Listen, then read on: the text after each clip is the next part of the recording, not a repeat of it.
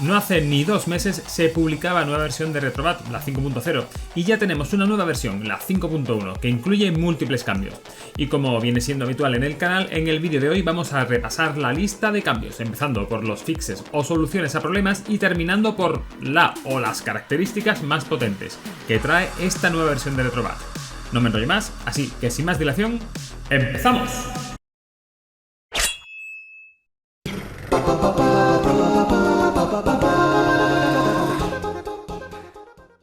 La primera de las secciones que veremos en el vídeo de hoy será la sección de fixes o soluciones a problemas que tenía la versión 5.0 de Retrobat.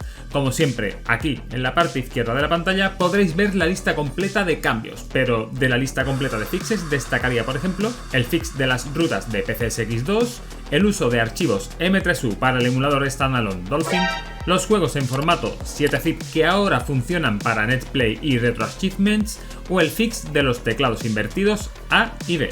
Como segunda sección tendríamos una sección de cambios en Retrobat, de los cuales destacaríamos la actualización de los chequeos de BIOS para NeoCD, Same CDI y SCUMVM, la autoconfiguración de los controles para los emuladores Dolphin, Yuzu, Ryujin X, RPCSX3, Supermodel, Citra y PCSX2 QT.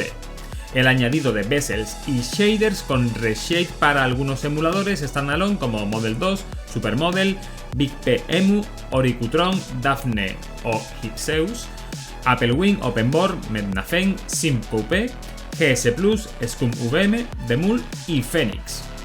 O ScumVM en sus versiones standalone y libretro, así como DOSBox Pure, que ahora son accesibles desde el menú de Retrobat.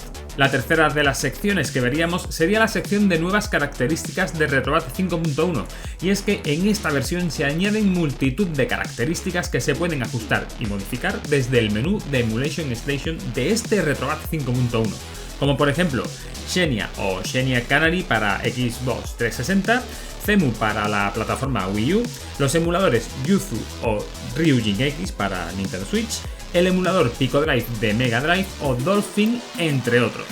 Otra nueva característica sería que se habilitan los Retro Achievements o los trofeos retro para Cap32, el emulador de Amstrad, y PCSX2 QT, emulador de PlayStation 2. Y por último destacar también que tendremos mejor manejo de los controles para el Core Fuse para la plataforma ZX Spectrum, o que se añade el módulo de sonido Roland MT32 para el emulador DOSBox. La cuarta sección sería la sección de cores, donde tendremos por un lado la inclusión de Same CDI y por otro lado la actualización del Core Pro System, emulador de la plataforma Atari 7800. Vamos llegando al final de la lista de novedades de este Retrobat 5.1 y también vamos aumentando el nivel.